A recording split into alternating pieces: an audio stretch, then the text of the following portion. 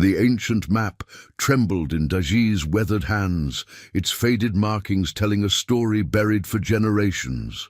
Dawn's light crept across the canyon walls as the Apache warrior studied the parchment given to him by the lost settler girl. For 30 summers he had walked these lands, but never had he imagined what secrets lay beneath the sacred ground. The elders spoke of treasures hidden from those who would destroy their people's legacy, artifacts that held power to heal the wounds between two worlds at war. As Silent Hawk traced the eagle's wing etched in stone, the earth seemed to whisper forgotten promises. What if this discovery wasn't meant to remain buried, but instead to bridge what had been broken? Before we jump back in, tell us where you're tuning in from, and if this story touches you, make sure you're subscribed, because tomorrow I've saved something extra special for you. Abigail Thornton clutched the leather tube to her chest as she stumbled through the unfamiliar terrain. The Arizona Territory of 1875 showed no mercy to a 12-year-old girl separated from her wagon train. 3 months had passed since fever took both her parents, leaving her in the reluctant care of an uncle who viewed her as nothing more than an unwanted burden. "Keep moving," she whispered to herself, her throat parched from hours without water. The sudden storm had come from nowhere. A wall of water rushing down the narrow canyon, overturning the wagon and sweeping away everything except the precious tube her father had pressed into her hands on his deathbed. "Guard this with your life." "Abby," he had rasped, his eyes bright with fever. "It's more important than you know."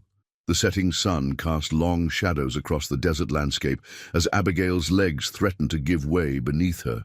Her dress, once blue, now hung in dirty tatters around her ankles. Her blonde hair, escaped from its braids, whipped around her face in the evening breeze.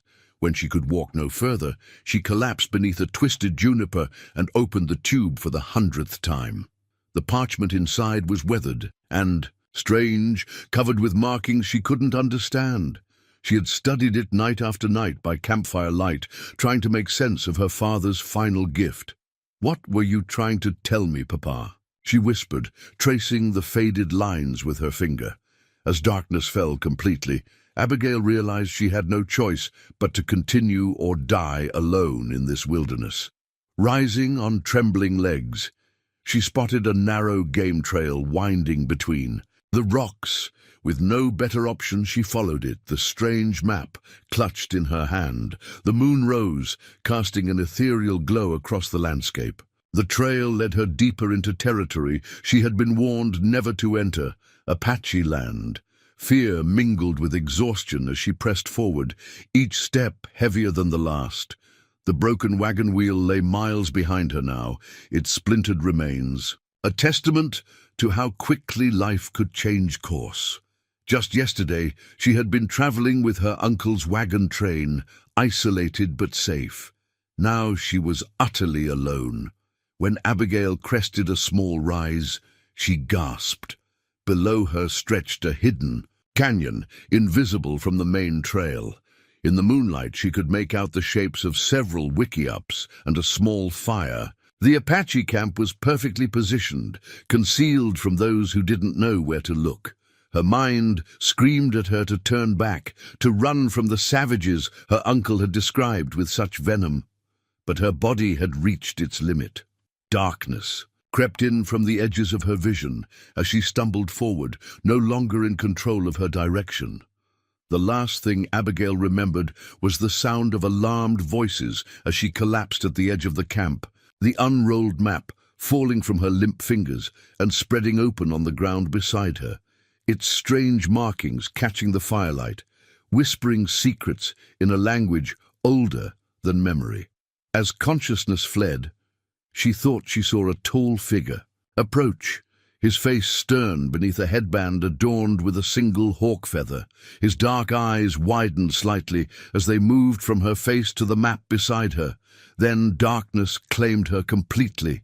Daji knelt beside the unconscious girl, his obsidian knife resting lightly in his hand. The ceremonial blade had been with him for 20 summers, a symbol of his role as protector. Now it caught the firelight as he considered what the ancestors would have him do with this intruder into sacred land. At 45 winters, Daji, Silent Hawk, had earned his place among the most respected warriors of the people.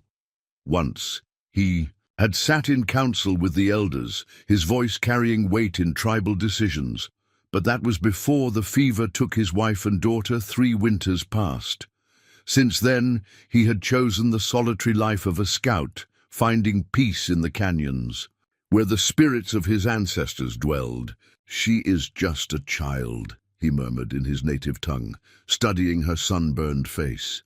Behind him others gathered. Nantai, the eldest of their band, approached with careful steps. "What brings a white child to our hidden place?" the old man asked, his eyes moving to the parchment that had fallen from her hands.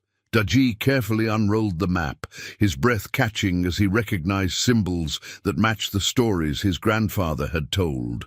Stories of a sacred cave where the people had hidden their most precious ceremonial items during the great conflict 2 generations past. "Grandfather," he said, using the respectful term for the elder, "this map shows the way to the ancient cache." The elder's eyes widened. How does a settler child possess such knowledge? More warriors gathered as Daji explained what he recognized in the markings. The symbols of Eagle's Wing, Sacred Spring, and Medicine Mountain all matched the oral history passed down through his family line. "We must bring this to the full council," said Nantai, his wrinkled face grave in the firelight.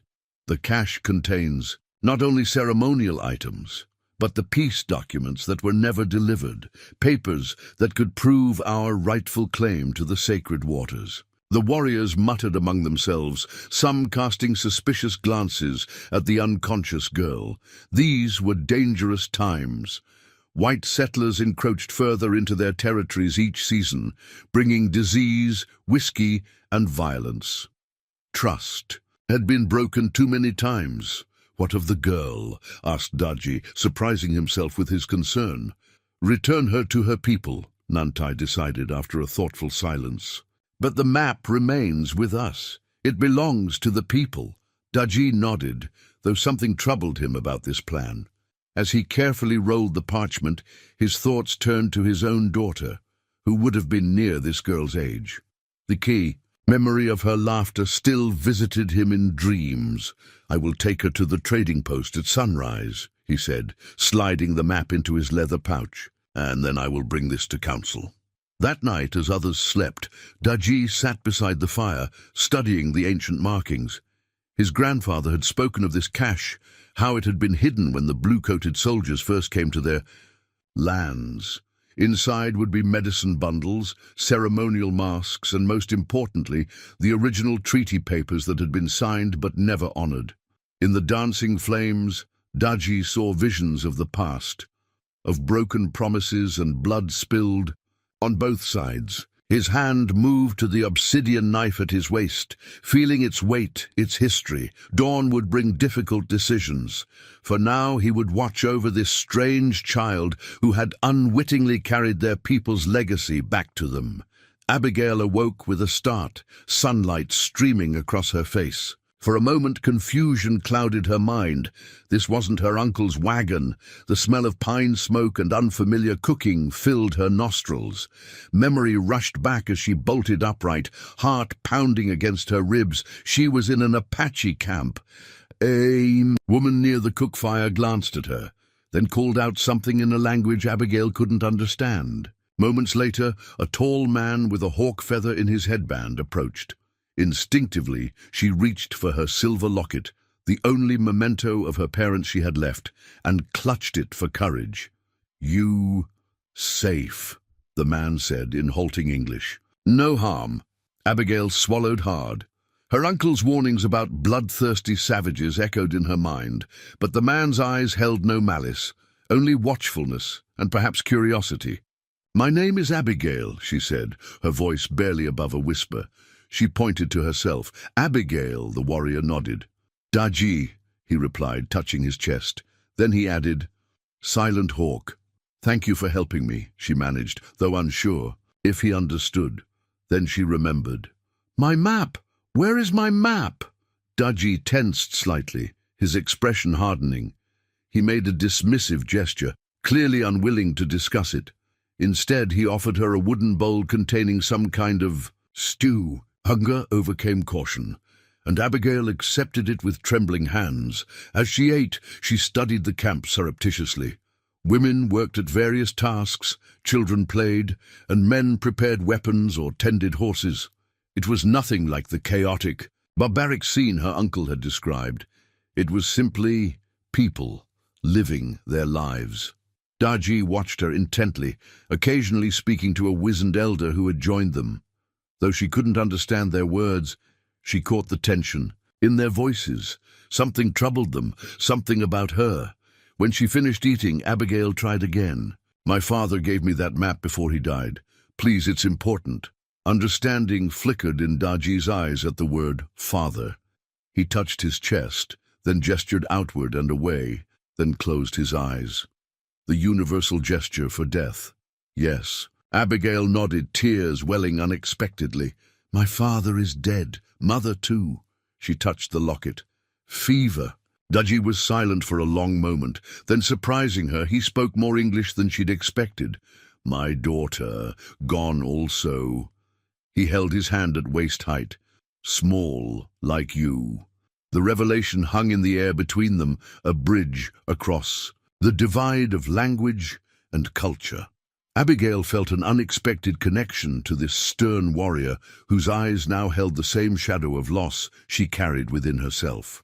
The old man spoke urgently to Daji, gesturing toward the edge of the camp.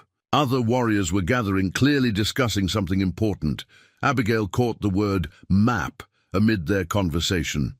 "I take you back," Daji said abruptly. "Tomorrow, white settlement." "But my map," she began. He cut her off with a gesture. "No map. Stay here." That night, as the camp settled into slumber, Abigail lay awake beneath borrowed blankets. She touched her locket, opening it to reveal the tiny daguerreotype of her parents. Their faces, frozen in time, offered no guidance for her present situation. Across the dying fire, she saw Daji sitting sentinel, his silhouette outlined against the stars. Despite everything, she felt safer in his presence than she had since her parents' death. Her uncle had never shown her such consideration. Tomorrow would bring another journey, another unknown. But tonight, caught between two worlds, Abigail finally surrendered to exhaustion and slept. Dawn painted the canyon walls with amber light as Daji and Abigail set out. The warrior had explained through gestures and his limited English that the nearest settlement was 3 days' journey. Away, he carried only essential supplies: a water skin, dried meat, a small bundle of herbs, and, hidden beneath his buckskin shirt, the ancient map. Abigail followed silently, her eyes constantly drawn to the man's straight back and purposeful stride. Though still upset about her map, she felt an inexplicable trust in him that defied her uncle's warnings about Apache devils. By midday, they had covered significant ground. Daji motioned for her to sit in the shade of a towering rock formation while he checked their surroundings. When he returned, he showed her how to find water in a seemingly dry environment, digging beneath a sandy wash to reveal moisture. "Watch," he instructed, demonstrating how to create a small basin that slowly filled with drinkable water. Abigail tried herself, her face lighting with triumph when water began to seep into her small hole. "I did it!" she exclaimed, looking up for his approval. The faintest smile touched Daji's lips before vanishing. He nodded once, then pointed to a desert plant. "Medicine," he said, breaking off a piece of the spiny leaf and squeezing its gel onto a small burn on his arm. "For hurt." Throughout that first day, these small lessons continued. He taught her Apache words for water, sun, and earth. She taught him English words he didn't know. The language barrier began to feel less insurmountable. That evening, they were forced to change course when Daji discovered signs of a recent flash flood that had washed out their intended path. The detour would take them through rougher country, but he seemed unconcerned. As they made camp that night, Abigail gathered courage to ask again about her father's map.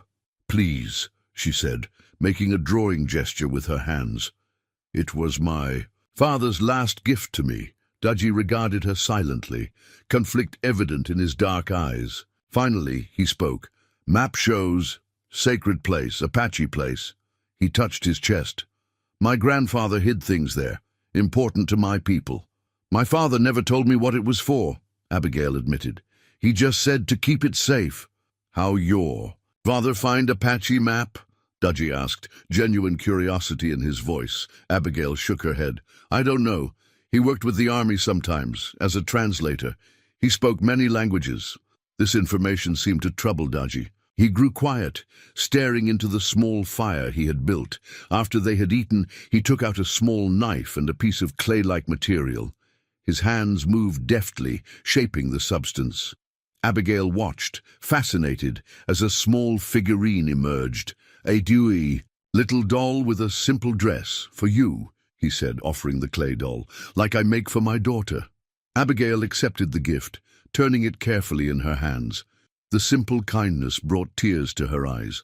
"What was her name?" she asked. Softly, "Nasha," he replied, his voice barely audible above the crackling fire. "Means owl in your words." As stars wheeled overhead, Dudgy taught her their Apache names, pointing out patterns different from those her father had shown her.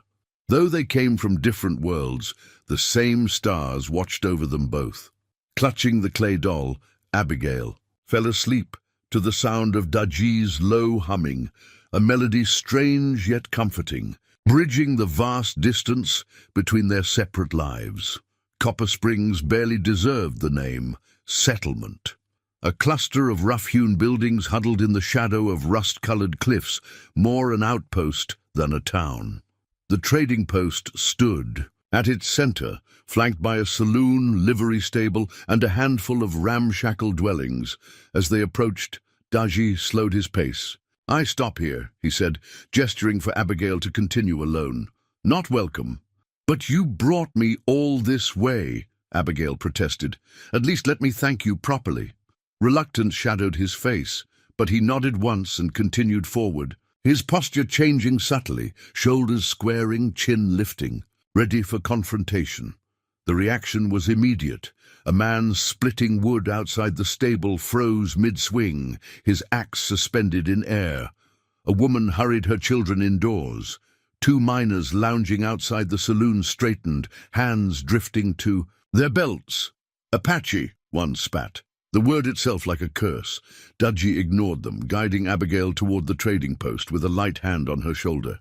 The wooden steps creaked beneath their feet as they entered the dim interior, dust motes dancing in the shafts of light that penetrated the grimy windows. Thomas Burke, the trader, looked up from his ledger, pen poised mid-entry. His weathered face tightened at the sight of Dudgy. "Well now," he drawled, closing the book with deliberate slowness, "to what do we owe this unexpected visit?" "He rescued me," Abigail interjected before Dudgy could respond. "I got separated from Uncle Ford's wagon train during the storm." Burke's gaze shifted to her, surprise evident. "You're the Thornton girl. Your uncle's been raising hell about you being missing." His eyes narrowed. "Said you had something valuable with you when you disappeared." Dudgy tensed beside her, and Abigail felt a sudden urge to protect him. "I had nothing of value," she lied. "Just got lost, and this man found me and brought me safely here." The trader's expression suggested he didn't believe her, but he nodded slowly. "I'll send word to your uncle. He's been staying at the saloon, drowning his concerns." The pause made it clear what Burke thought of Ford Thornton's priorities. He disappeared into the back room, and Abigail turned to Dudgy. "Thank you," she whispered, "for everything." Something flickered in his eyes. Regret, perhaps, before his stoic mask returned. "Be careful," he murmured, so low she barely caught the words. Before she could ask what he meant, the door banged open. Her Uncle Ford staggered in, stinking of cheap whiskey and sweat. His bloodshot eyes found her, then hardened as they shifted. Dadaji, you, he growled. What have you done with my niece? Uncle Ford, Abigail began. He saved. Quiet, girl, he snapped. Where's the map? The one your father gave you? The abrupt question sent a chill through Abigail. How did he know about that? From the corner of her eye, she saw Burke return, standing too close to her uncle, a silent communication passing between them. I lost it, she said carefully. During the storm. Ford grabbed her arm roughly. Don't lie to me, girl. That map's worth more than you know. Daji stepped forward, his hand falling to the knife at his belt. The tension in the room thickened. Perhaps, Burke interjected smoothly, this conversation would be better continued privately. The Apache has done his duty. He can go now. Daji didn't move, his eyes fixed on Ford's painful grip on Abigail's arm. It's fine, Abigail said, though her voice betrayed her. Thank you for bringing me home. For a long moment, Daji stood motionless. Then, with a barely perceptible nod, he backed toward the door, his eyes never leaving hers. As he disappeared into the harsh sunlight, Abigail felt something inside her sink. She was back among her own people, yet she had never felt more alone. Daji rode hard through the night, the map secure against his chest. Though he had left Abigail behind as planned, unease followed him like a shadow. The girl's uncle had shown more interest in the map than in her welfare, a troubling sign that confirmed the wisdom of keeping the document with the people.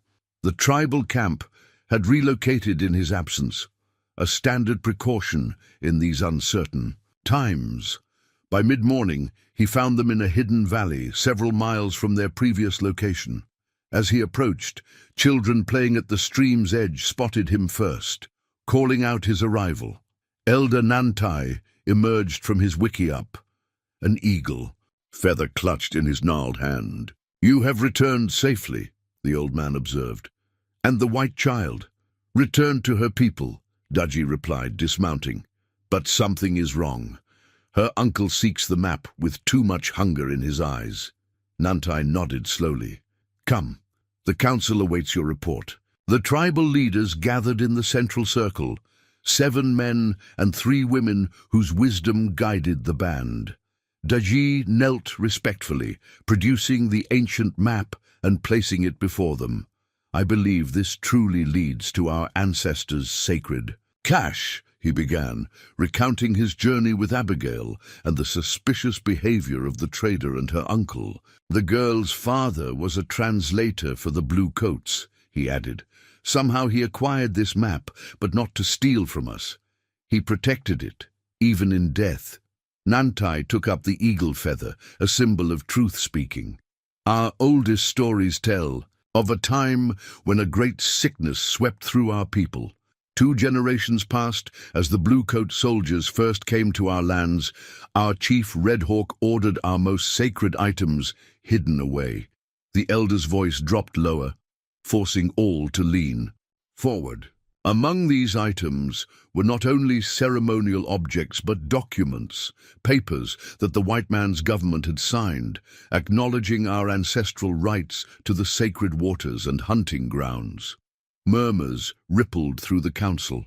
Such papers, if they existed, could change everything in their dealings with the encroaching settlers. The cache location was known only to 3 men, Nantai continued. All have joined the ancestors. This map, he touched the parchment reverently, may be the only remaining path to our heritage. And to justice, added a woman elder named Kia, her face etched with the wisdom of 70 winters. Debate flowed through the council circle. Some argued for leaving the cache undisturbed, respecting the ancestors' decision to hide these treasures. Others insisted that the time had come to reclaim what was rightfully theirs, especially the treaty papers that might protect their dwindling territories. As the sun reached its zenith, a scout burst into camp with alarming news. A posse of white men, led by Burke and Thornton, was searching the canyons, asking about Apache camps and a missing map. The council fell silent. Then Nantai rose, the eagle feather extended toward Daji.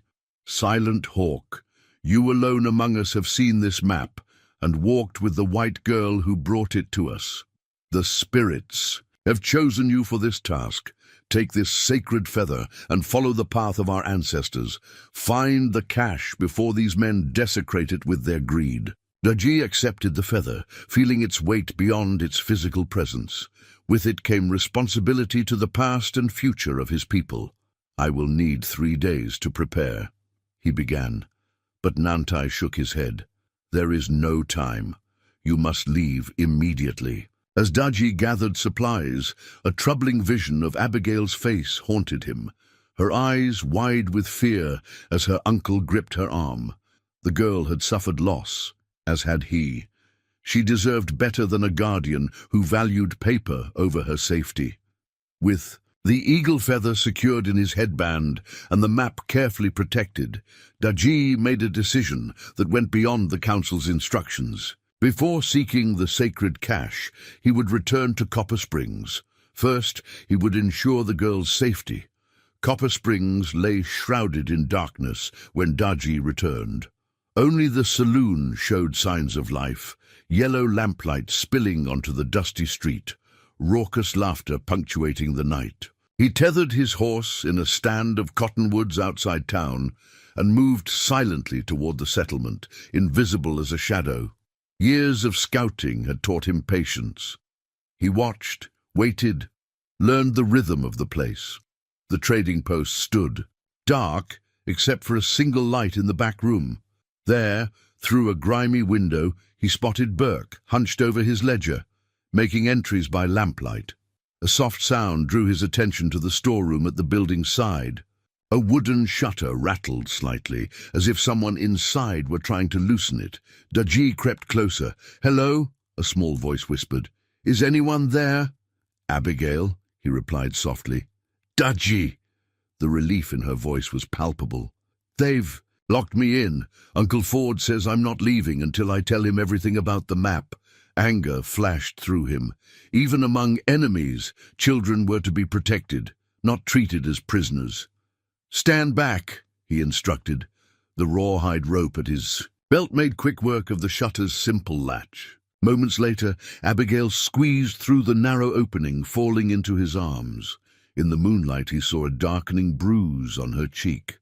"Did your uncle do this?" he asked, fingers hovering above the mark. She nodded, tears welling. He said, "Papa stole something valuable. He and Mr. Burke have been drinking and arguing about who gets what when they find the Apache treasure." She gripped his arm. "They're planning to leave at first light with some miners to search the canyons."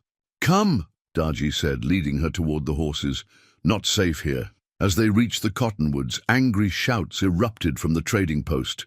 Burke's voice carried clearly, "The girl's gone. Check the stables." They mounted swiftly, Abigail seated before him. As they rode into the night, the settlement dissolved into darkness behind them. Only when they were miles away, in the shelter of a box canyon, did Daji finally halt. "Thank you," Abigail said, warming her hands by the small, smokeless fire he had built. "I was so afraid." Daji studied her in the flickering light.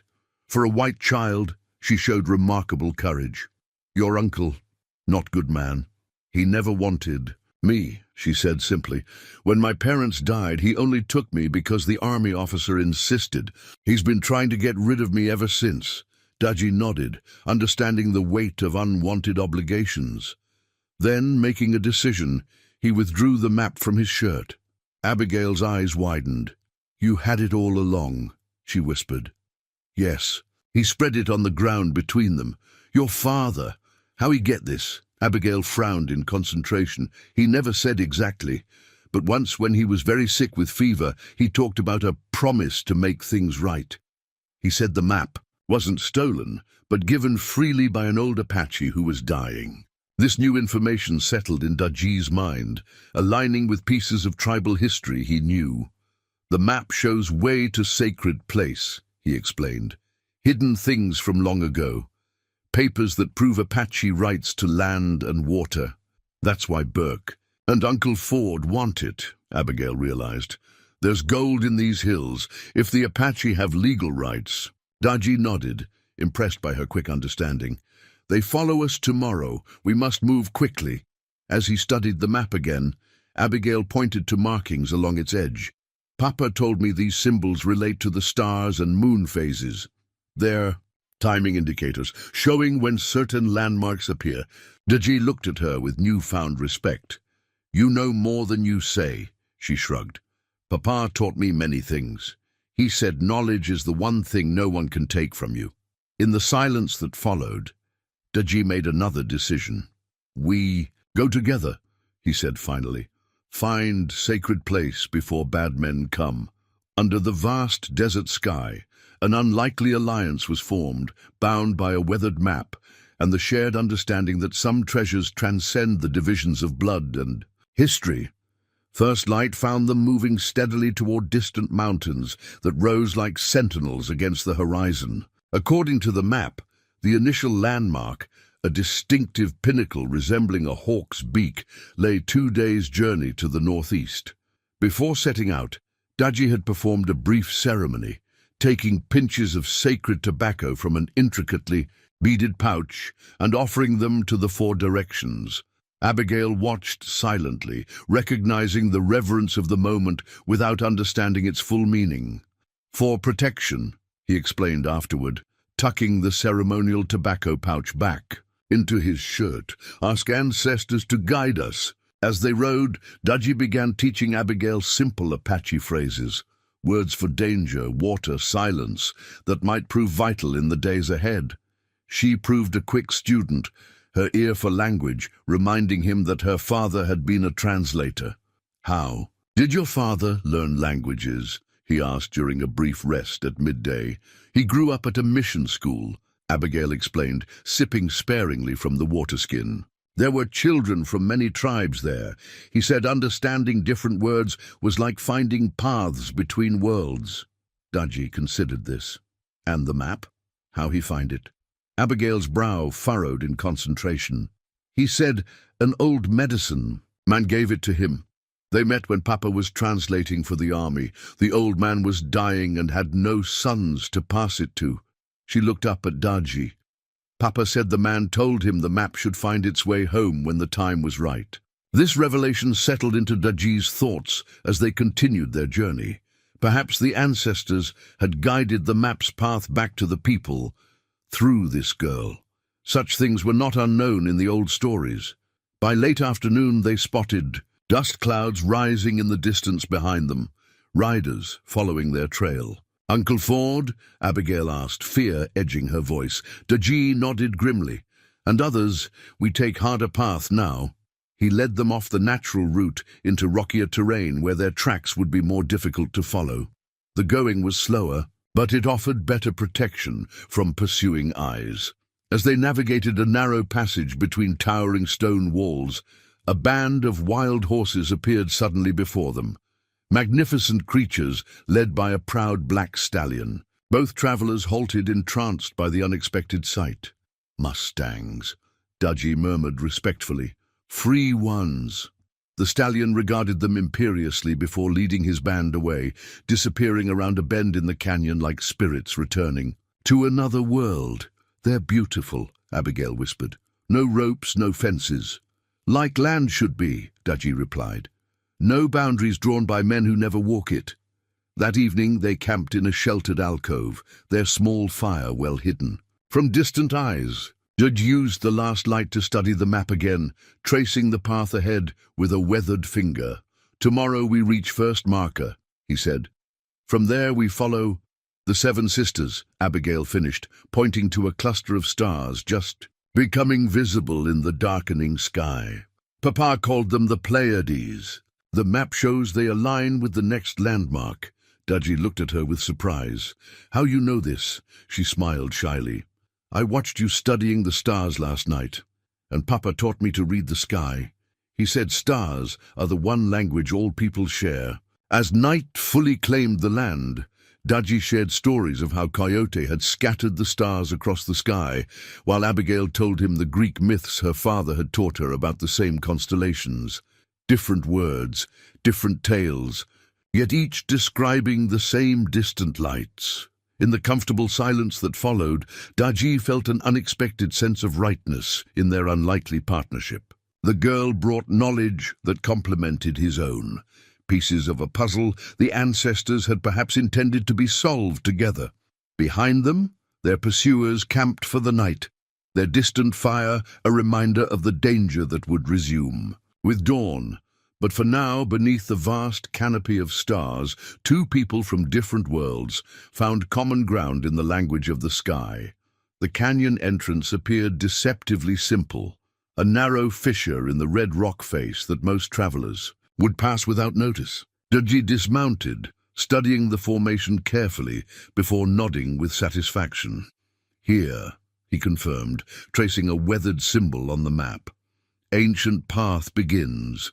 They secured their horses in a hidden grotto with water and shade, knowing the animals couldn't navigate the passage ahead. With provisions packed into simple hide pouches, they approached the canyon entrance on foot. "Stay close," Daji instructed as they squeezed into the narrow opening. "Path changes, easy to become lost." Inside, the world transformed. Towering walls of striated stone rose hundreds of feet above them, creating a realm of perpetual twilight. The air felt cooler, carrying echoes of water dripping somewhere in the distance. Their path wound through the canyon's heart, sometimes so narrow they had to turn sideways to pass. After an hour of careful progress, the passage opened to a small chamber where sunlight filtered through a crack in the ceiling high above. On the far wall, barely visible in the diffused light, ancient paintings covered the stone, handprints, animal figures, and geometric designs in faded ochre and white. "The pictograph wall," Abigail whispered with reverence. Daji nodded, approaching the wall slowly. His fingers hovered over but didn't touch the ancient markings. "My grandfather spoke of this place. Ancestors left messages, signs for those who would come later." Abigail studied the images, eyes widening as she recognized a pattern. "Look," she said, pointing to a spiral symbol. "It matches this marking. On the map." Daji compared them, a smile of confirmation crossing his weathered face. "We follow right path." As they continued deeper into the canyon, the passage grew more challenging. In places, they climbed over massive boulders or edged along narrow ledges. At one particularly difficult section, Daji prepared to lift Abigail across a gap, but she surprised him by scrambling up the rock face with unexpected agility, finding handholds where he saw none. "My father taught me," she explained, noting his impressed expression. "He said a girl should know how to climb as well as any boy." Their progress was halted by a sudden sound, the unmistakable rumble of distant thunder. Daji tensed, grabbing Abigail's arm. "Flash flood danger," he said urgently. "We must find higher ground." They scrambled upward, seeking shelter as the canyon darkened ominously. The storm struck with desert fury, brief but violent. Rain pounded the canyon walls, transforming dry washes into rushing torrents within minutes. From their refuge in an ancient cliff dwelling, they watched water surge through the passage they had just navigated. "We're safe here," Daji assured her as Abigail shivered beside him. Old ones built well. As they waited out the storm, Abigail explored their shelter, a single room carved into the cliff face, its entrance nearly hidden by centuries of erosion. In the dust near one wall, something caught her eye. Pottery shards, their surfaces decorated with symbols similar to those on the map. "Daji, look at this," she called, carefully gathering the fragments. "These markings, they're like the ones my father showed me." He examined the pieces, recognition dawning in his eyes. "Medicine signs, for healing ceremonies." He looked around the small space with new understanding. This was holy place. As darkness fell, they built a small fire from dry wood stored in the dwelling's corner, left by previous visitors, perhaps years or even decades earlier. In its flickering light, Daji shared the creation story of his people, how they had emerged into this world through a reed that connected the underworld to this one. "The canyon remembers when the people first walked here," he said softly. "Stories in stone, never forget. That night, Abigail dreamed of her parents. In the dream, her father smiled and pointed to the map, then to Daji. "Trust him," he seemed to say. "He walks the right path." She awoke at dawn to find Daji already studying the map in the soft morning light. Something had changed. New markings, previously invisible, had appeared on the parchment. "Sun magic," Daji murmured. "Map has secrets that only show themselves when time is right." Below, the floodwaters had receded, leaving the canyon floor transformed but passable. And somewhere behind them, their pursuers faced the same obstacles, delayed but not deterred. The hidden springs revealed themselves reluctantly, tucked into a sheltered valley where the canyon widened unexpectedly. Emerald reeds surrounded pools of startling clarity, their surface mirroring the sky above. Steam rose gently from one pool, evidence of the thermal waters beneath. "We must reach springs before full moon," Daji had told her as they emerged from the canyon. Now, with the destination before them, his normally stoic expression softened with reverence. "Sacred waters," he explained quietly, "given to the people when world was new." As they approached, Abigail stumbled suddenly, a sharp cry escaping her lips. A jagged rock had sliced through her worn boot, cutting her ankle deeply. Blood flowed freely as she sat heavily on the ground. Daji knelt beside her, examining the wound with concern. "Bad cut. Needs medicine." He helped her to the springs, where he washed the injury carefully in the clear water. From a small pouch, he extracted a grey-green clay gathered from the spring's edge. "Healing mud," he explained, applying it gently to the wound. "Sacred. Has power from deep earth." As he worked, Daji sang softly, a melody that seemed to weave through the air like the steam from the thermal pools. Though Abigail couldn't understand the words, their purpose was clear: healing, protection, strength. By nightfall, fever seized her despite Daji's ministrations. The infection had taken hold quickly, her small body burning with alarming heat. Daji carried her to a small cave near the springs, creating a bed of soft grasses and covering her with his own blanket. Throughout the night, he tended her faithfully, applying fresh clay poultices, offering sips of medicinal tea, and continuing his healing songs as she drifted between consciousness and fevered dreams. In her delirium, Abigail saw impossible things. Her parents standing nearby watching with loving concern, and with them a beautiful Apache woman holding the hand of a small girl, both looking at Daji with unmistakable love. "Your wife," Abigail murmured, surprising him. "And Nasha. They're here." Daji's hands stilled in the act of preparing another poultice. "What you say?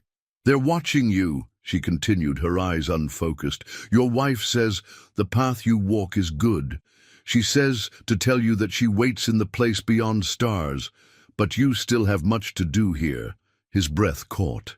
He had never spoken his wife's Apache name to Abigail, yet the words the girl spoke carried unmistakable truth, phrases his wife had often used, sentiments only she would express in such a way. By dawn, the fever began to recede. Abigail slept peacefully now, her breathing steady and strong.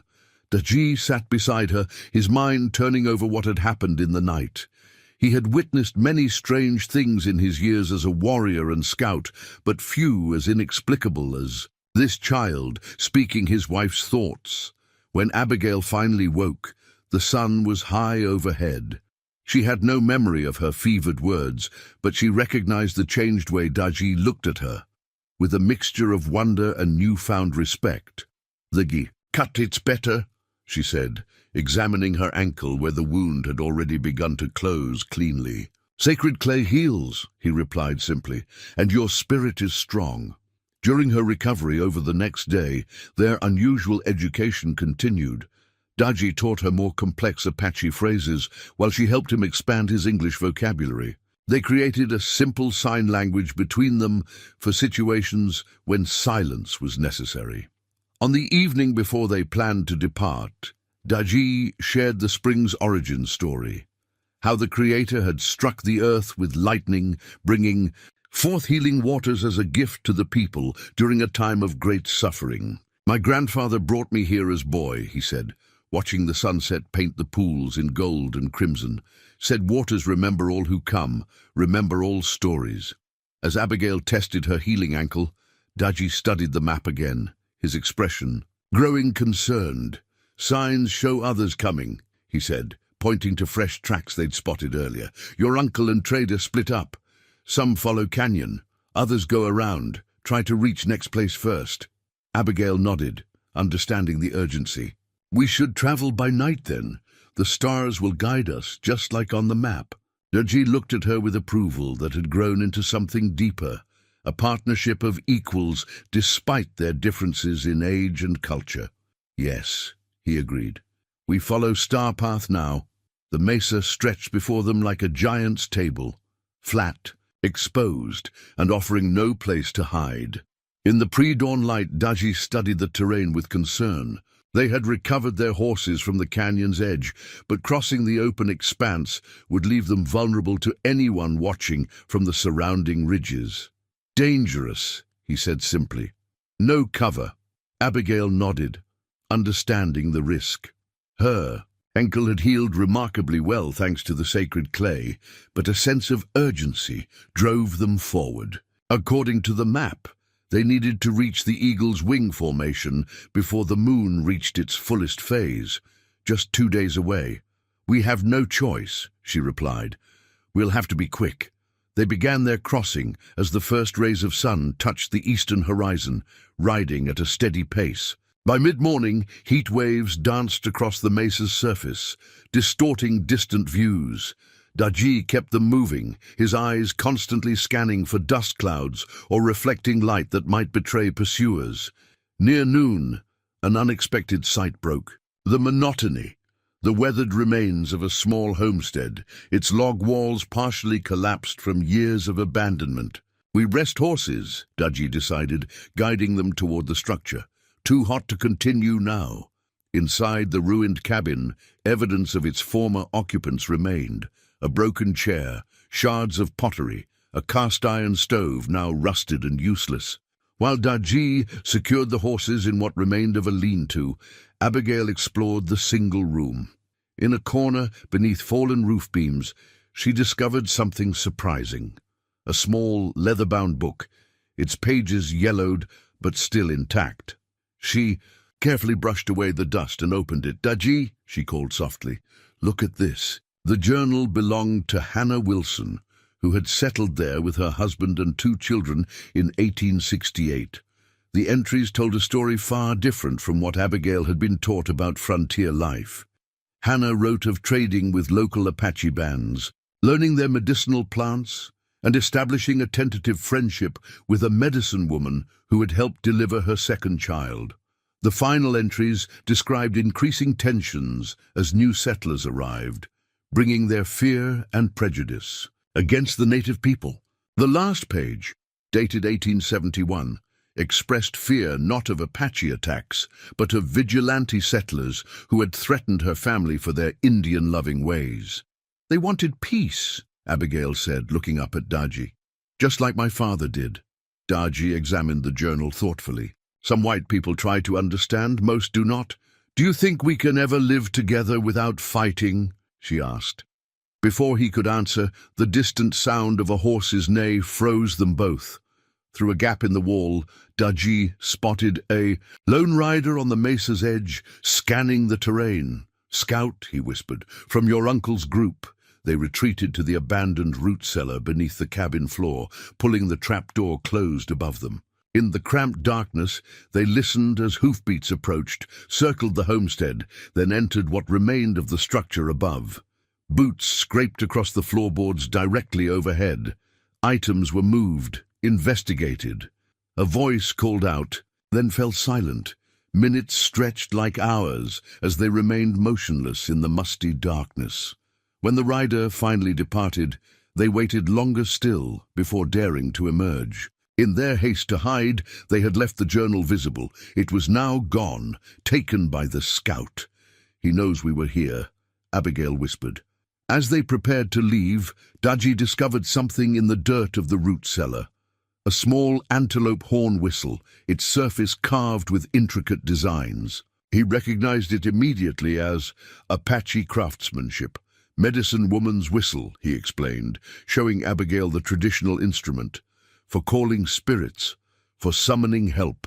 He tucked it carefully into his pouch. Another unexpected gift. From their journey, they left the homestead as evening approached, using the lengthening shadows for cover. Rather than continuing across the exposed mesa as their pursuers might expect, Daji led them along its edge, a more difficult route that offered better concealment. That night, beneath a sky ablaze with stars, they spoke of what they had learned at the abandoned homestead of people from different worlds who had tried to build understanding instead of walls. "My father believed it was possible," Abigail said softly. "That's why the map was important to him." Daji was silent for a long moment before responding.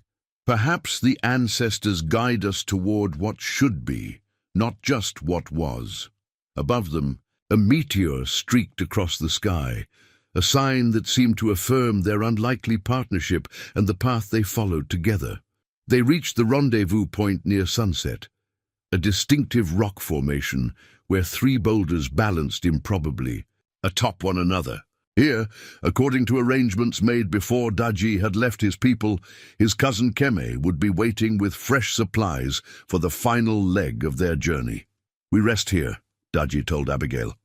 "Keme knows these mountains well. We'll help us find faster path to Eagle's Wing." As darkness fell, a low whistle from the ridge announced the arrival of a solitary rider. Daji responded with a similar call, and soon his cousin appeared, leading a pack horse laden with supplies. Keme was younger than Daji, perhaps 30 winters, with sharp features and a perpetual wariness in his eyes. He greeted his older cousin with restrained formality, his gaze lingering suspiciously on Abigail. "The elders did not say the white child would still be with you," he remarked in Apache. "She helps with the map," Daji replied simply. "Her father was a good man. She has proven herself trustworthy." Keme's expression revealed his disagreement, but he said nothing more as they made camp and shared a simple meal of dried meat and corn cakes. While they ate, Daji explained their progress and the signs that Ford Thornton's group was closing in on them. "Burke, the trader, leads another group," Daji added.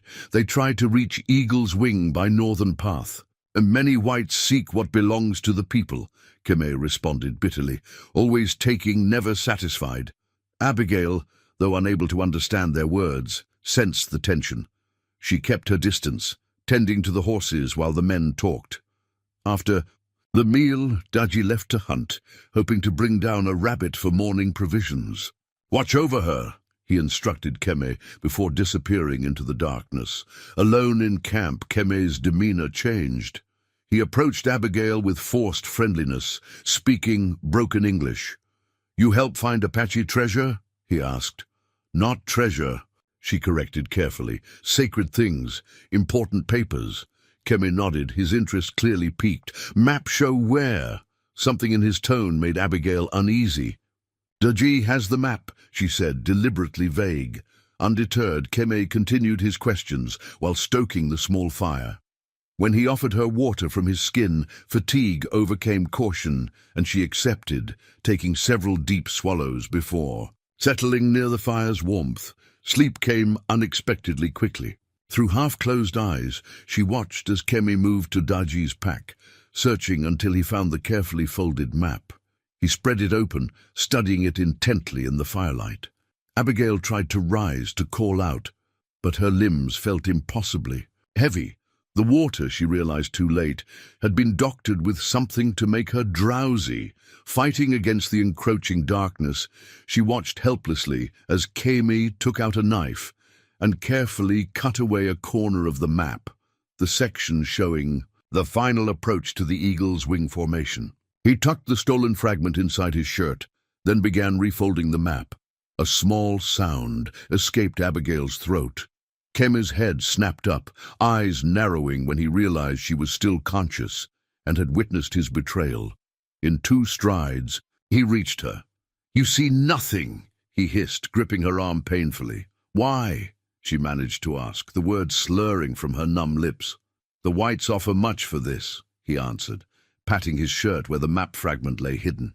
More than my cousin who has everything, respect, honor, the elder's favor.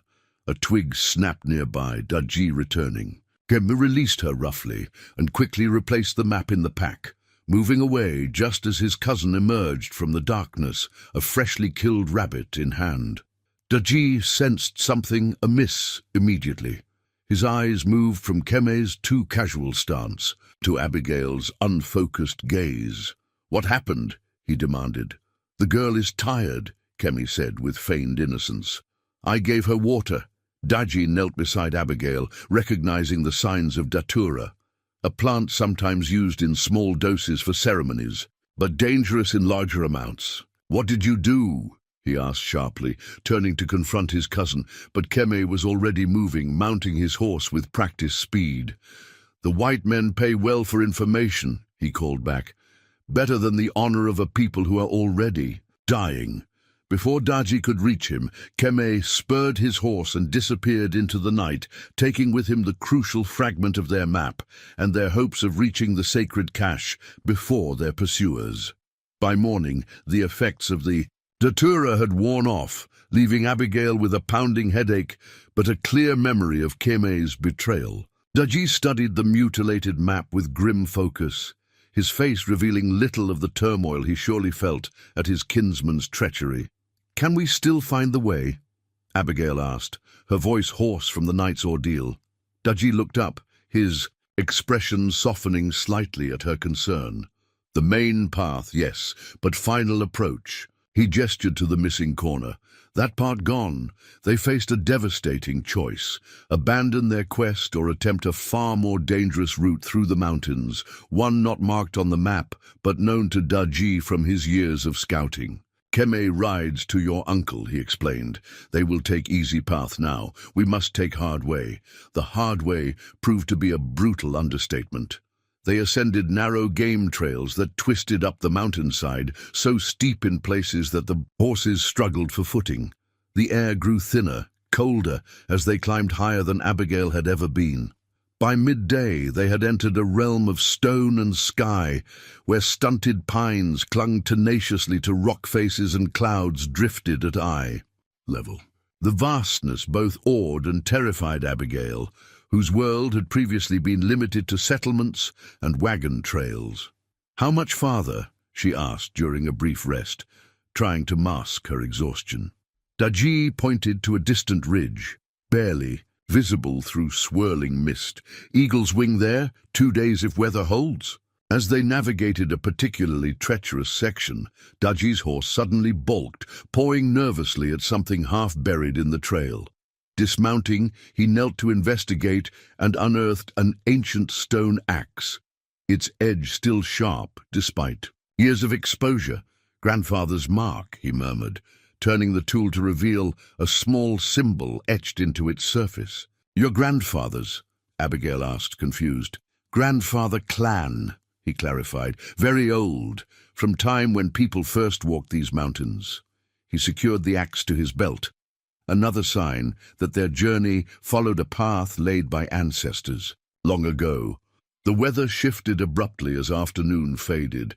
Dark clouds rolled in from the west, bringing with them a biting wind that carried the unmistakable scent of snow. Though early in the season, mountain storms could be deadly, and Daji quickened their pace, seeking shelter before nightfall. They found none. Darkness caught them on an exposed stretch of mountainside as the first snowflakes began to fall. With no alternative, Daji used the ancient stone axe to hack branches from struggling pines, constructing a crude lean-to against a rock face. As night deepened, so did the storm. Wind howled around their meager shelter, driving snow through every gap. They huddled together for warmth, the horses providing some protection from the worst of the gale. We should have stayed below, Abigail said through chattering teeth, guilt in her voice. This is my fault. No, Daji replied firmly. Kemme's choice, not yours. The temperature continued to plummet. Despite their shared blankets and the Small fire they struggled to maintain, cold seeped into their bones. Daji recognized the danger. In such conditions, sleep could mean death. "Tell me about your daughter," Abigail asked suddenly, fighting to stay awake. "About Nasha." The unexpected request caught him off guard, but he began speaking, his low voice barely audible above the wind. He told of Nasha's birth during a summer thunderstorm, of her first steps, of her laughter that reminded him of running water. With each memory shared, something long frozen within him began to thaw. Near dawn, the storm's fury finally abated, leaving a transformed world of pristine white. They emerged stiff and exhausted, but alive, a victory against the mountain's challenge. There, relief was short-lived. As they prepared to continue, Abigail ventured onto what appeared to be solid ground. The snow-covered ice beneath her feet gave way with a sickening crack, plunging her into frigid water. Daji's reaction was instantaneous. Dropping to his stomach to distribute his weight, he extended his arm just as Abigail surfaced, gasping and thrashing. Their fingers met, locked, and with a strength born of desperation, he pulled her from the water's deadly embrace. Hypothermia became their new enemy. Working quickly, Daji stripped away her sodden clothes, wrapped her in dry blankets, and rebuilt their fire to blazing intensity. As he held her shivering body close to his own warmth, he murmured prayers to ancestors who had survived these. "Mountains for generations, don't sleep," he commanded whenever her eyelids drooped. "Stay with me, Abigail." Through that endless day, they fought death together. By sunset, her shivering had subsided, her breathing steadied. They had survived the mountain's second challenge. The eagle's wing formation revealed itself through clearing mist, a massive outcropping of stone that extended from the mountainside like the outstretched wing of a great bird in flight. After 2 days of grueling travel, following Abigail's brush with death, they had finally reached the penultimate landmark on their journey. There, Daji pointed, where map would show final path. Without Keme's stolen fragment, they faced uncertainty about the cache's exact location. They made camp beneath the formation, using the last hours of daylight to study the area. As Daji secured the horses, Abigail noticed something unusual about the stones at the base of the wing. They were arranged in a pattern too regular to be natural. "Daji," she called, "look at this." He joined her, examining the circular arrangement of flat stones. Some were positioned upright, others laid horizontally, creating an intricate pattern. Daji walked slowly around the formation, recognition dawning in his eyes. "Stone calendar," he explained, "marks seasons, sun path, star positions. Similar to structures his grandfather had shown him as a child, this ancient astronomical marker might hold the key they needed. If they couldn't follow the map's final directions, perhaps they could read the signs left by the ancestors themselves. Daji studied the stone arrangement carefully. "Calendar shows when to look," he said finally. "Tomorrow night, when moon rises, shadows will point the way." With a full day to wait, they established an observation post on a ridge overlooking the valley below. From this vantage point, they could monitor any approach while remaining hidden. By mid-afternoon, Daji's vigilance was rewarded. Dust clouds rose from the valley floor, indicating riders approaching. Through Daji's keen eyes, they identified 2 separate groups converging on the eagle's wing. One, led by Burke and accompanied by Keme, approached from the east. The other, smaller party, led by Ford Thornton, came from the south. 6, maybe 7 men, Daji counted. Heavy weapons. "Will they find us?" Abigail asked, fear edging. Her voice, "Not if we stay hidden. Night will come, then stars show us way." As they waited, Daji taught Abigail advanced tracking techniques, how to move without leaving signs, how to use terrain to mask sounds, how to become part of the landscape rather than an intruder upon it. "My father would have loved learning.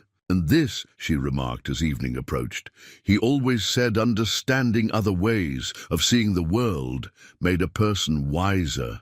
"Your father," Daji said thoughtfully, "why did he want map returned to Apache?" Abigail considered the question. He believed in justice, she answered finally. He told me once that most conflicts between people come from broken promises and forgotten agreements. He said the past needs to be made right before the future can be built. Her words hung in the night air as darkness fell completely. Below, their pursuers had established camps at the base of the eagle's wing, their fires visible as pinpricks of light in the vast darkness. They wait for same thing we wait for, Daji observed, but they do not know how to read the stones. As the moon rose, full and luminous, they returned to the stone calendar. Just as Daji had predicted, the moonlight cast shadows from the standing stones across the flat central stone. As the earth turned and the moon climbed higher, the shadows moved like the hands of a clock, gradually aligning to point toward a narrow canyon previously hidden in the mountain's folds. There, Daji whispered, entrance to sacred place, with their pursuers camped directly between them and their destination. Reaching the canyon would require perfect timing and absolute stealth. They would need to circle wide around the camps, using the night and their knowledge to advantage. We go now, Daji decided, while they sleep, while shadows show the way. Gathering only essential supplies, they began their careful descent. Each step required complete concentration. A dislodged stone or snapped twig could alert their pursuers. Abigail followed Daji's movements exactly, placing her feet precisely where he had stepped, becoming his shadow. As they passed within 50 yards of Ford's camp, her uncle's voice carried clearly through the night. At first light, we search that canyon. The Apache cache must be there. Abigail's heart raced. They had mere hours to reach the sacred place before their pursuers would follow. The race against dawn had begun. The hidden canyon narrowed as they progressed, its walls rising ever higher until only a slim ribbon of star-filled sky remained visible above. The sound of rushing water grew louder until they rounded a final bend and confronted a sight of unexpected beauty, a slender waterfall cascading from the cliff face, feeding a clear pool below. Water protects sacred place, Daji explained, his voice hushed with reverence. Must pass through to enter. Abigail peered dubiously at the curtain of water. Pass through? Is there a cave behind it? Daji nodded. Old stories say so. Few living have seen it. Dawn was approaching, the eastern sky already lightening behind the mountains. They had little time before their pursuers would begin searching the canyon. With silent resolve, Daji stepped into the pool, wading toward the waterfall. Abigail followed, gasping as the cold water rose to her waist. Behind the silver curtain of falling water, just as the stories promised, a dark opening yawned in the rock face. Ancient steps, worn smooth by generations of feet, descended into darkness. Daji produced a small torch of resinous wood from his pack and struck sparks to light it. Stay close, he cautioned as they began their descent. Sacred place has many chambers. The stairs continued downward, carved directly into living rock until they opened into a vast chamber. As the torchlight pushed back the darkness, Abigail's breath caught in her throat. The walls were covered with paintings, elaborate scenes depicting hunts, ceremonies, and what appeared to be first contact between Apache people and European settlers. The story of the people, Daji murmured, running his fingers reverently, near but never touching the ancient pigments, from beginning to now. They followed the pictorial history deeper into the cave system, the images telling a complex narrative of cooperation and conflict, drought and abundance, war and peace. Finally, they reached a central chamber, its ceiling rising into darkness, beyond their torches' reach. Here, on stone platforms arranged in a circle, rested the sacred objects they had journeyed so far to find. Medicine bundles wrapped in deerskin, their contents undisturbed for generations, ceremonial masks carved from wood and adorned with feathers, shells, and paint. Most numerous were sealed clay vessels, dozens of them, their surfaces decorated. With intricate designs, water from sacred spring, Daji explained, carefully examining one without disturbing it. sealed when pure, keeps healing power for many years. As they moved around the chamber, Abigail noticed a small alcove set into the far wall. Unlike the rest of the cave, this section appeared more recently constructed, with flat stones forming. A crude shelf. On it sat a metal box, incongruous among the indigenous artifacts. "Daji, look at this," she called. He approached slowly, recognition and wonder crossing his weathered features. "The papers," he whispered. "Treaty papers." With reverent care, he opened the box. Inside lay several documents, the paper yellowed, but preserved in the cave's constant temperature and humidity. The top document bore official seals and signatures, its heading still clearly legible. Treaty of Peace and Land Rights between the United States government and the Apache Nation. "This is what my father meant," Abigail breathed, understanding dawning. "The agreement that was never honored." Daji nodded slowly as he examined the treaty. "Signed by chiefs, signed by government men.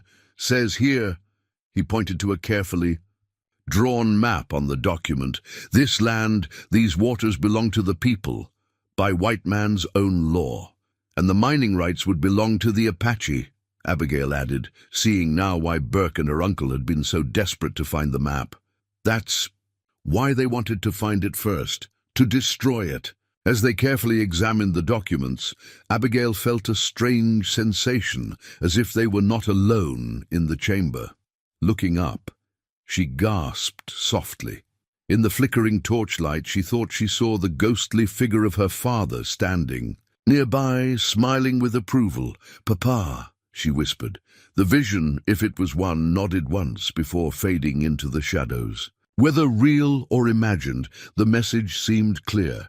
They had completed what her father had begun, returning the truth to those who needed it most.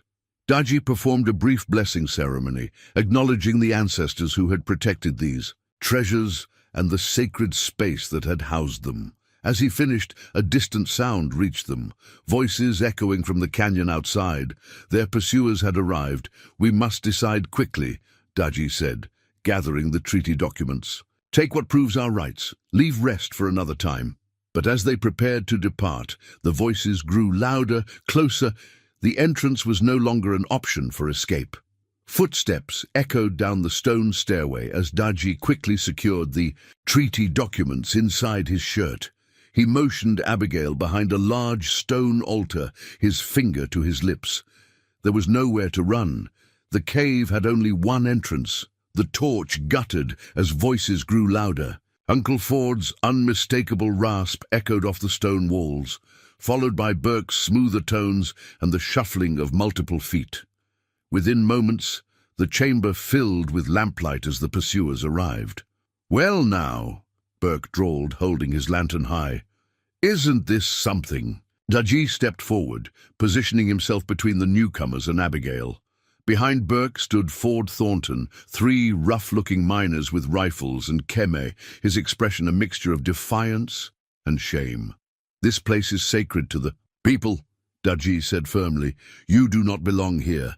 Burke laughed, the sound harsh in the reverent space.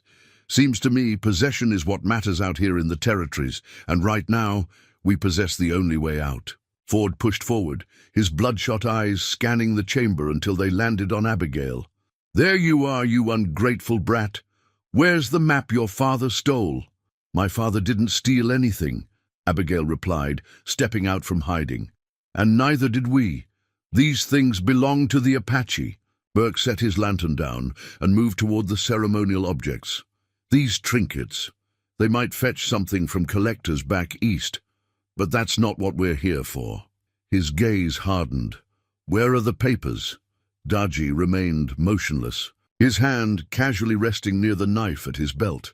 "What papers?" "Don't play dumb, Injun," Ford snarled. "The treaty, that's what this has all been about."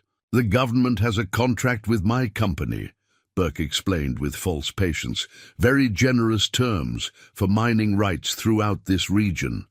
Terms that would become worthless if certain historical documents were to surface." Understanding dawned on Abigail. "You knew about the treaty all along. That's why you've been searching for the cash." Burke shrugged.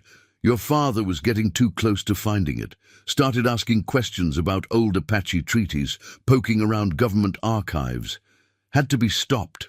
You killed him? Abigail gasped. Fever killed him, Burke replied smoothly. We just ensured he didn't receive proper medical attention when it struck. Rage flashed across Abigail's face. You murdered him. Business, Burke corrected coldly. Now, the papers. Hand them over, and you both can leave this cave alive. Daji remained impassive, but Abigail saw his eyes flick momentarily to Kem, who stood uncomfortably at the edge of the group. I'm staying with Daji, Abigail declared, moving to stand beside the warrior. And I'll never go with you, Uncle Ford, not after what you've done. Her uncle lunged forward, grabbing her arm roughly. You'll do as you're told, girl. The movement provoked Daji into action. In one fluid motion, he drew his knife and stepped between them, forcing Ford to release his grip. The child chooses her own path, he said, his voice deadly quiet. Burke signaled to his men, who raised their rifles. Enough games. The papers. Now. Tension crackled in the ancient chamber as centuries of conflict between two peoples distilled into this moment. Daji stood his ground, knowing that even if he surrendered the documents, these men would likely kill them both to eliminate witnesses. With subtle movements, he reached into his pouch and withdrew the antelope horn whistle discovered in the abandoned homestead. Abigail's eyes widened in recognition as he raised it to his lips. The sound that emerged echoed strangely in the chamber, high, haunting notes that seemed to penetrate stone itself. Burke's men shifted nervously as the eerie call continued. What the hell is that supposed to? Ford began, but his words died as new sounds reached them from the entrance passage. Footsteps, many of them. Into the chamber filed 6 Apache warriors, bows drawn, expressions grim.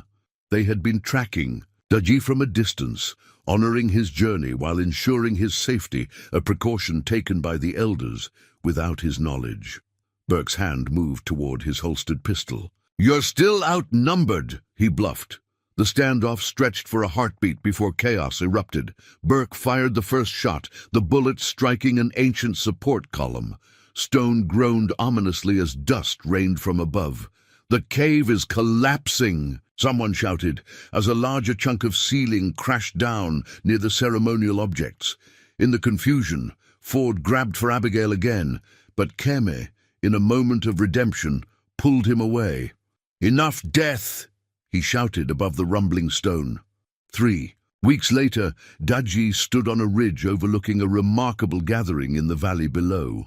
Tribal elders sat in a circle with territorial officials, army officers, and settlement representatives, an unprecedented meeting born from near tragedy.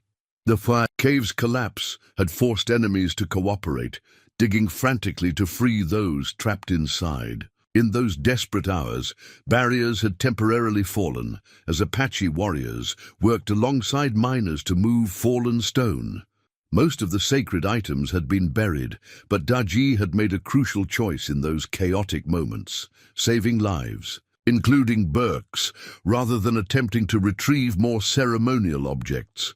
The treaty documents, however, had remained secure against his chest throughout the ordeal. Abigail joined him on the ridge, her face more freckled from weeks under. The desert sun. They're ready for you, she said, her voice carrying newfound confidence. Together they descended to the gathering. At the center sat the territorial governor, brought from Santa Fe to address the situation personally after the treaty documents had caused a political earthquake. Burke sat off to one side, under military guard, his mining schemes exposed. Of Ford Thornton there was no sign. He had fled the territory upon their escape from the cave. We have authenticated the treaty, announced Colonel James Harrison, the Army representative. Its provisions are legally binding, signed by federal authorities with proper jurisdiction. A murmur ran through the gathering. The implications were profound. Apache rights to sacred waters and specific territories would have to be honored, mining contracts renegotiated, boundaries redrawn. "This changes nothing," protested one settlement leader. "We've built homes, businesses. It changes everything," the governor interrupted firmly, "but need not result in further conflict." He turned to Nantai, the eldest of the Apache leaders. "I propose a compromise. Recognition of the sacred lands and waters as specified, with shared access to other resources under mutually beneficial terms." What followed was unlike anything the territory had witnessed: genuine negotiation between peoples who had viewed each other only through the lens of conflict for generations. As discussions continued, Colonel Harrison approached Daji with an unexpected proposal. "We need someone who understands both worlds," he explained, producing a silver badge. "The position of Indian agent has been problematic in the past, filled by men who saw only opportunity for personal gain." He extended the badge to Daji. "You've demonstrated integrity that transcends tribal loyalty. Would you consider serving as the first Apache to hold this office?" Daji studied the silver badge, a symbol of the very government that had broken promises to his people for generations. Yet in it, he saw possibility. "I will consider," he said carefully. Later, as the gathering dispersed with preliminary agreements in place, Abigail approached Daji with hesitation in her steps. "The army officer says I should return to my mother's sister in St. Louis," she explained. Now that they know what Uncle Ford did." Daji nodded, an unexpected heaviness settling in his chest at the thought of her departure. This child of another world had somehow become important to him, a connection he hadn't sought, but now valued deeply. "Good family there?" he asked. "I barely know them," she admitted. "They're strangers to me."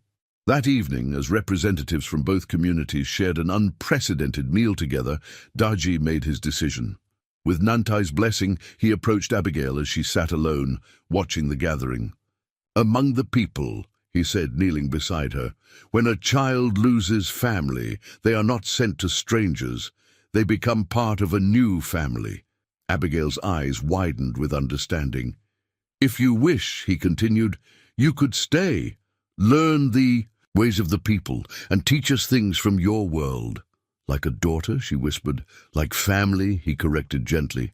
"Your own path, but not walked alone." The tribal ceremony took place at dawn the following day, simple yet profound.